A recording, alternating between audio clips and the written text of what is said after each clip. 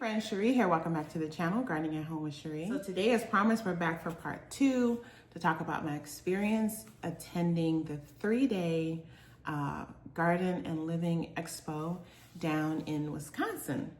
And so today we are back to talk about the mushrooms that I mentioned in part 1 of the video. So as I said, I bought 3 different kinds of mushrooms. And so we're gonna go ahead and get these opened, and I'm gonna talk to you about the company that I purchased these from and the varieties, and we're gonna get these set up and see how they grow.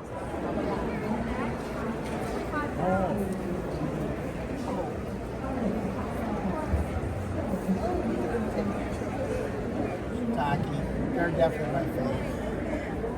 All right, ladies, so I'm here. I just bought my first ever mushroom kits. So after we hear a little bit about this company, we're gonna get them unboxed and we're gonna get to growing some mushrooms. Okay, ladies, so tell us about Field and Forest products. Yeah, so Field and Forest was started by a couple in Wisconsin about 43 years ago in the 80s. And I like to say they met and fell in love in a mycology class, which is the study of fungi. We started with just shiitake mushrooms on logs and since have expanded into over 20 mushroom varieties. All sorts of different ways to grow them and enjoy them too. It's a great place to work and it's a great place to buy mushrooms from. So, yeah. And so are you shipping throughout the US or? Yeah, we are a mainly shipping company, so we actually do most of our business online and over the phone. We pride ourselves on our customer service, so always give us a call if you have questions or want to order with us. Awesome. Thank you so much. Yeah, enjoy those mushrooms. Thank you. Thank you. And so you heard them mention that they do outdoor mushroom growing, which I've never seen an outdoor mushroom growing kit, but we're gonna try these next. I'm gonna start with the indoor and then we're gonna play with the outdoor when we do a reorder, all right?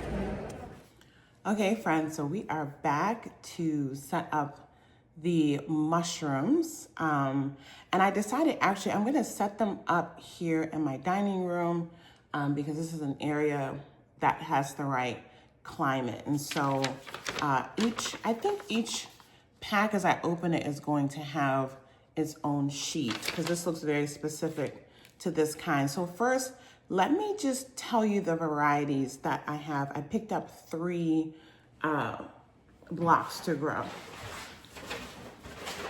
So the first mushroom variety I picked up is called the Piopini. I had never heard of this mushroom before. They had all of them on display. It looked beautiful. And I wanted to pick some things that I had never eaten before.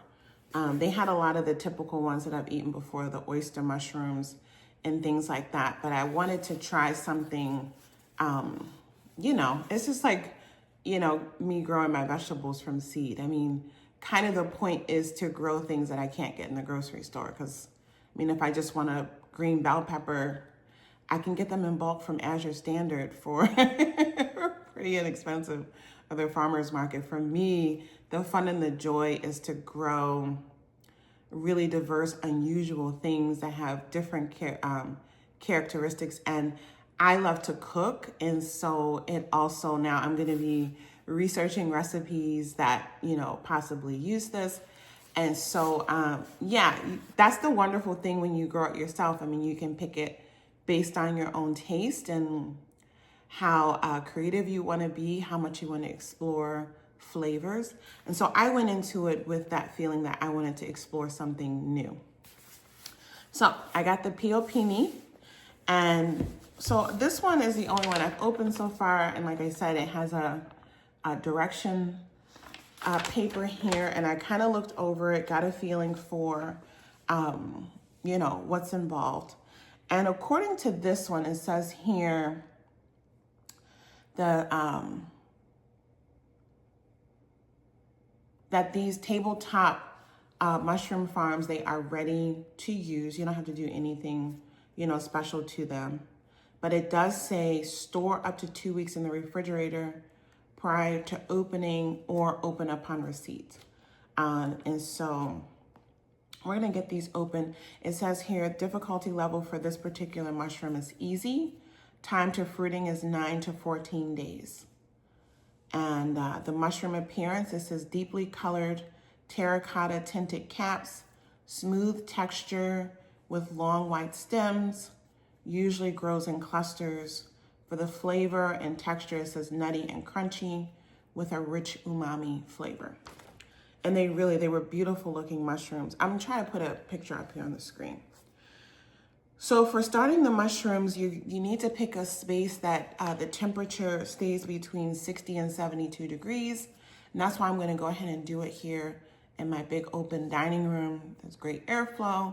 I have a huge window here with natural light. I have a huge window over here with natural light. It's a space that I'm in every day so I can look at them. And yeah, and my grow room, once I got down there, I realized the temperature fluctuates a lot depending on if all the lights are on and at night if they're off. So there's a pretty big temperature range that happens. Also humidity level changes. I have it set up to change. And so here it's gonna be like a normal, you know, predictable climate. And so it says here it needs to be in indirect, natural, or regular room lighting for about 8 hours or more a day. So again, that's why I picked it. I was gonna do it in the kitchen window, but it might get too warm there at some point. I'm not sure. As the sun comes in. And I have heating vents on it. It's all kinds of reasons. But anyway, that's why I picked this one. So for setting up the block, it seems like all I have to do is stand it up on the shelf, which I'm gonna run and grab, because I'm gonna start all these together. So basically you start off with them just on the shelf, and I'll show you in here. You leave it in this box, and I'm just gonna be just lifting up the bag. And that's all I'm gonna do.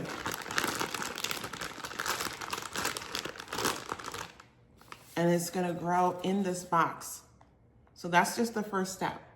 Opening the box and putting it up like this on the shelf. That's easy. And then after that, it says the block will remain in that bag the entire fruiting process. Stand it upright. Air will travel through the filter pouch and partially inflate the bag. So yeah, I don't actually cut into it or anything. And so it has this little pouch here that is going to allow the air to flow back and forth. And it sounds like the bag will gradually inflate. I can see it already happening actually. So yeah, that's it. Like, I don't have to do anything else to it but watch it grow. And so as far as maintaining this, let's see what it says here. Tiny mushrooms will begin forming on the top surface. Yeah, so it looks like I don't do anything to this until the mushrooms are about 2 to 3 inches tall. And so that's gonna take a few days. This is so straightforward. So yeah. And then it claims here that the mushrooms will store in the fridge for up to 2 weeks when it's harvest time. So we're gonna go through this process. Okay, so that's my first one.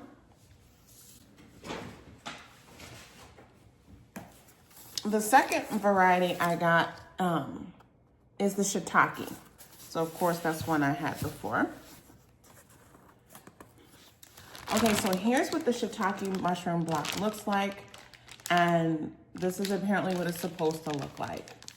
I have to say the directions give you really nice descriptions of what the things should look like when you take them out of the box. And it does have a QR code, which I will scan and recap as I'm setting this up. So the shiitake tabletop farm is set up a little bit differently than the peel peony one. So it says here, difficulty level is also easy. Time to fruiting is 6 to 12 days after setup. It describes the mushroom appearance, and then it talks about the flavor, the shiitake, strong and bold, garlic flavored, meaty texture. But now when we come down here to this setup, it's a little bit different. So the block came, so here's my box. And the, shiitake. So it came with this extra bag. So this bag is actually the humidity tent. So for this one, I do take it out of the box and I take it out of this bag. So I'm gonna go do that over the sink because it's very moist. And then I have to put this on a plate. And then I have to cover that block with this bag. So this is like a larger humidity tent. And I think this is because,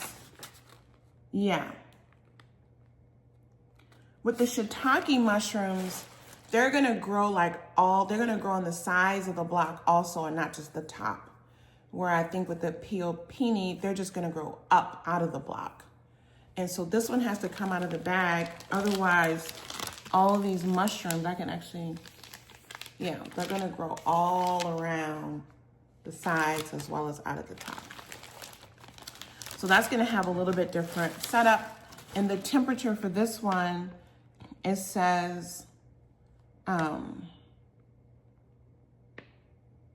same indirect light. You could use grow lights also for these.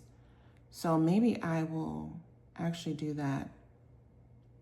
And then it says room temperature should be between 60 to 68 degrees. So exactly. So this is gonna go on the shelf here. It just has to be set up a little bit differently. Then it talks about using toothpicks or chopsticks to keep your humidity dome propped up when you set it up. And then that's pretty much it. It says the mushroom pins will form quickly within 4 to 7 days after they're set. And then how long will it take?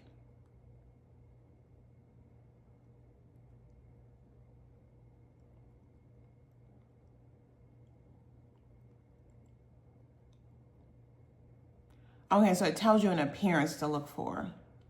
So it's basically best to pick them. So let them grow, but keep an eye on the cap. And it's best to pick them when the edges of the cap are still curled down. And it shows you a picture of that. So their photos are in black and white, but when you scan the QR code, you'll see everything in color. And I got to see, what they look like there, and I took pictures of everything. So that's the second one. That is my shiitake. And then here's my third one. This one is called the reishi mushroom. And let me find the paper for that. So it's the red reishi. And so let's see here. It's also described as easy. The time to fruiting is much longer. It says 4 to 12 weeks. So this one will be around for a while. And then it talks about the mushroom. And this one is used for teas and tinctures. So that's what I got that for. So I can make my own reishi mushroom tincture.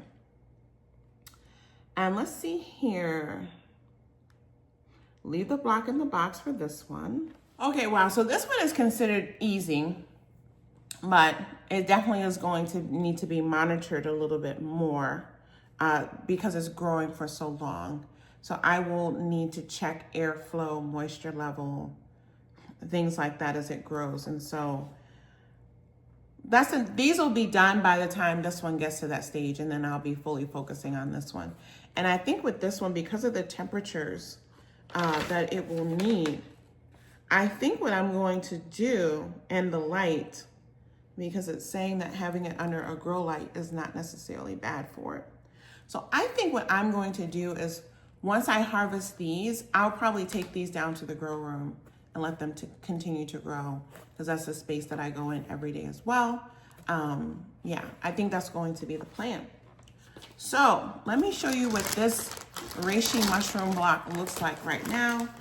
And then as we do indoor gardening updates, I will update you on these. So coming out of the box, this is what it looks like. And it looks exactly as they described it and as they photographed it. And so this is one, all I have to do with this one, and it's already starting to do it. It just told me to grab these corners and basically pull the bag away from the top so that it can increase its airflow. And that's it. And I can already see that, you know, this little filter pack here is allowing air to go in.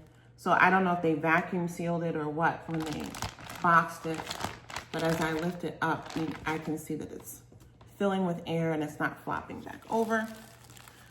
And so I'm gonna go get my shelf, put it over here in the corner, and then I'm gonna go into the kitchen and get this out and get this set up on a plate. And then I'll be back to show you what things are looking like on the shelf. All right, friends, let's check on the mushrooms. Everything seems to be progressing pretty well. Everything seems to be progressing pretty well. This is the one that's gonna take a couple of months, but I can see the little beginning mushroom caps forming. Then on the middle shelf here, I can see these are forming really nice caps on the top. The humidity is staying in there nicely. And I can even see mushrooms growing out of the side. This is why we had to take this one out of the box, because the mushrooms grow all around the substrate on this one, seems. And then our final one is kind of hard to see, but there are, you see those little dark tops? Those are the tops of the mushrooms. And so quite a few have formed. I'm gonna go back and look at the directions. I feel like I'm supposed to do something soon to this one, cutting it open a little bit, I think. But I'm gonna recap the directions, but so far so good. And I think what I'm gonna do is maybe put little notes next to each of them, so every day when I come and check, I can remember, because y'all, I'm like in the thick of doing so many things, and I don't want to forget about the care of these mushrooms. All right, we'll be back for another check-in. Okay, friends, so it is time to harvest this first batch of mushrooms. So I'm gonna get those harvested and weighed, and we'll come back for a part 2 where I'll share how these tasted and how much they weighed, and then we will share the results of growing the reishi mushroom, and then this, what was this, the shiitake? I can't remember the name, but this other mushroom, which is growing along really nicely, and I think might be pretty ready to harvest soon too. We'll see. But for now, we're gonna get these. Thanks for watching. We'll see you back here soon.